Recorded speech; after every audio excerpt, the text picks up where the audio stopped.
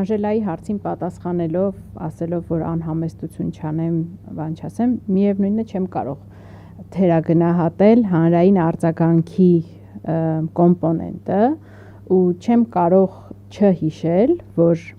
նույն քաղբանտարկյալ Նարեկ Սամսոնյանի կինը, երբ ընդամենը Լիդիայի ազատելուց նախորդ օրը տեղի ունեցած ազգային ժողովի լսումներին եզրափակեց իր ելույթը ասելով ազատություն քաղբանտարկյալներին Լիդիա Մանթաշյանի գլխավորությամբ, հենց այդ սոլիդարությունն էր ու 1-2, երբ որ մարդիկ, ովքեր չէին ճանաչում Լիդիա Մանթաշյանին պատերազմի մասնակիցներ, ուղղակի այդ որոշումը տեսնելուց վերցրեցին ու հաջորդ 2 շաբթի օրը իսկ սկսեցին նստացույց, երբ որ չճանաչող մարդիկ այդ բնական արձագանքը տեսան, բնականաբար այդ իր ազդեցություն ունեցավ ու ես էլ ասացի, կարող է նաև մեր գրագետ աշխատանքներ չեմ թերագնահատում, բայց իրապես, երբ որ մենք գնում ենք փաստաբաններով բավական, չգիտեմ, ինձանից շատ ավելի փորձառու տարիքով փաստաբաններ են այնտեղ լինում, մեր մեջ էլ ենք խոսում եւ ես ազատ մամուլիներ եմ ասում, որ այստեղ իրավաբանություն չկա, ախր մենք իրավաբանությամբ այնտեղ չենք զբաղվում։ Այստեղ Այլ ինչ է։ Այստեղ